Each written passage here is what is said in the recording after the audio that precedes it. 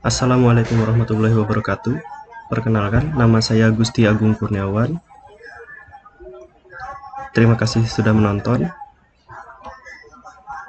Kali ini saya akan mengangkat tema sistem informasi supplier, dimulai dari tujuan project untuk mendukung UMKM atau usaha mikro kecil menengah.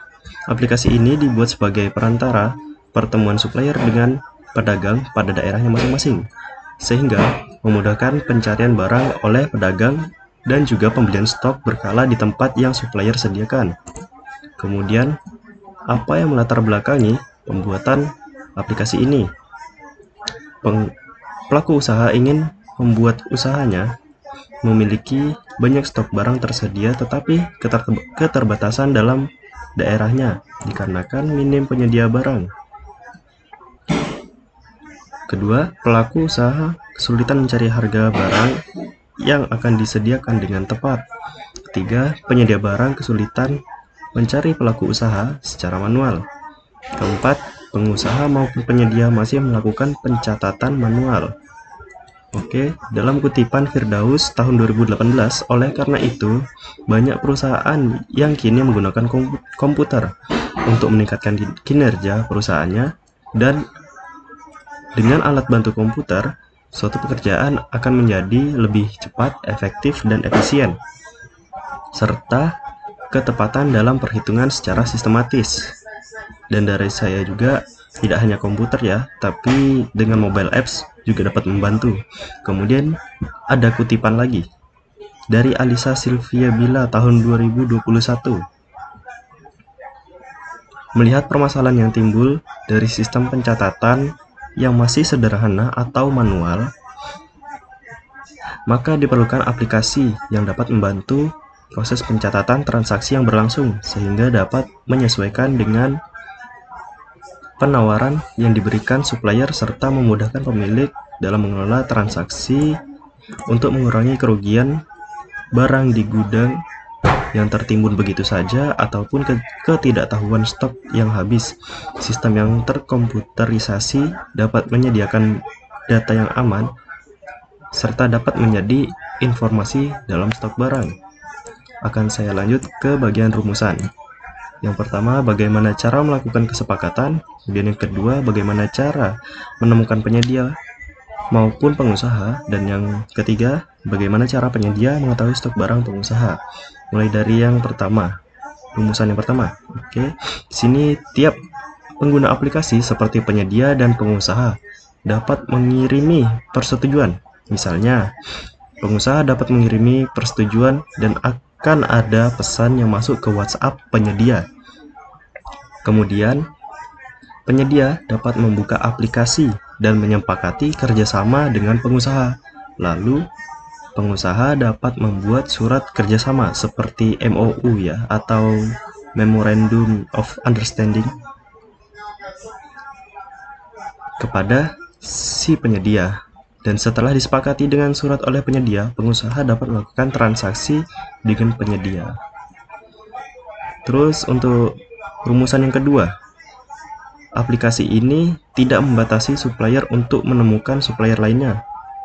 Maka dari itu, tombol cari akan menampilkan seluruh supplier dan pengusaha. Dan untuk rumusan yang ketiga, dengan melihat barang yang dikirim ke pengusaha, supplier juga dapat melihat perkembangan stok barang milik pengusaha dalam aplikasinya, dikarenakan pencatatan pengeluaran dan pemasukan terdapat pada aplikasi ini. Akan saya lanjut ke slide selanjutnya. Batasan masalah. Di sini batasannya ada aplikasi ini dikembangkan menggunakan framework Laravel, hanya Laravel juga. Terus kemudian aplikasi ini belum mendukung real-time stok barang yang ada pada aplikasi lain seperti Shopee, Lazada, dan sebagainya. Misalnya, jika pada aplikasi Shopee jumlah stok barang ada 100, kemudian pada aplikasi supplier menambahkan barang baru, stok barang baru tersebut tidak hanya bertambah pada aplikasi supplier.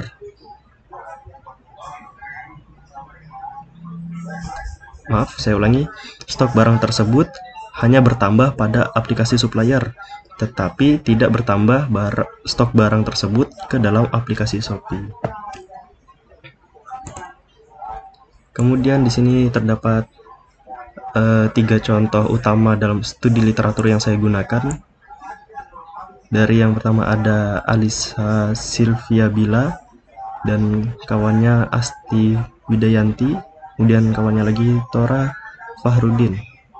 Tahun 2021, aplikasi pencatatan, pembelian dan penjualan produk tekstil dengan mempertimbangkan penawaran studi kasus toko Riantex daerah Sumatera Barat.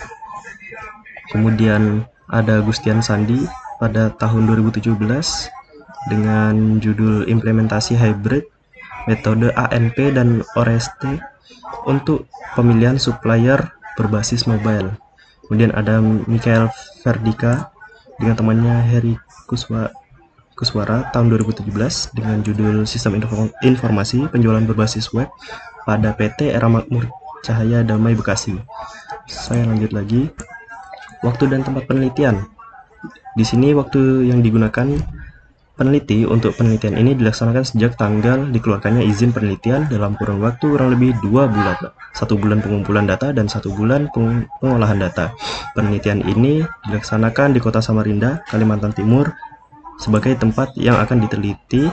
Pembuatan dan pengembangan sistem dilakukan di laboratorium program studi teknologi rekayasa perangkat lunak.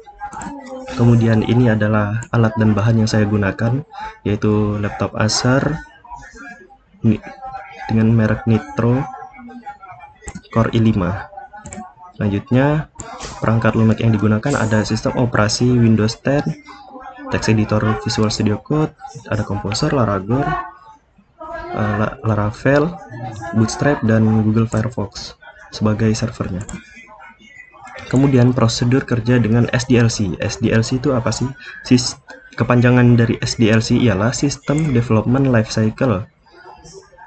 Nah, dalam penulisan proposal ini menggunakan SDLC. Dalam perancangan sistem yang digunakan untuk menggambarkan beberapa tahapan dalam proses pengembangan. Diagram alir penelitian ini selengkapnya bisa dilihat pada gambar berikut. Tahap prosedur penelitian dengan SDLC. Bisa di pause jika ingin melihat alurnya. Akan saya lanjut. Oke, dan di sini ada jadwal kegiatan penelitian yang akan dilakukan mulai dari bulan Maret penyusunan proposal sampai April, dan di awal bulan April juga pengambilan data, dan juga di awal bulan April pembuatan aplikasi hingga bulan Juni pembuatan aplikasi, dan di awal bulan Juni dilakukan penyusunan skripsi hingga bulan Agustus, dan di awal bulan Agustus sekaligus uji sistem. Dan yang terakhir di sini adalah seluruh daftar pustaka yang saya gunakan sebagai referensi dalam PowerPoint maupun proposal milik saya. Dan yang terakhir, sekian dari saya. Wassalamualaikum warahmatullahi wabarakatuh. Mohon maaf jika banyak kekurangan. Terima kasih.